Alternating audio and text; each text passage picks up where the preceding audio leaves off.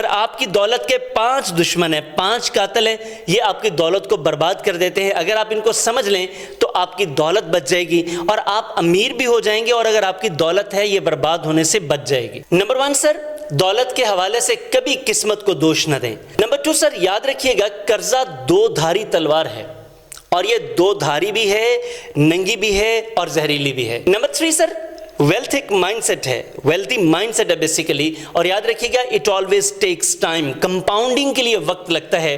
तो आप अगर चाहते हैं दौलत इकट्ठा करना तो आपको सब्र करना पड़ेगा, पेशेंस के साथ काम करना पड़ेगा। नंबर 4 सर, कोई आपको दौलत नहीं बचा कर देगा, ये याद रखिएगा। मैं हमेशा बजटिंग के कोर्सेज करवाता हूं, मनी मैनेजमेंट के कोर्सेज करवाता हूं, तो मैं बताता हूं कि सर ये आपने करना है। नंबर 5 सर, आपका लाइफस्टाइल आपकी दौलत का खामोश कातिल है, साइलेंट किलर है, ये आपको कहीं का नहीं छोड़ता। इसलिए लाइफस्टाइल को सादा रखें,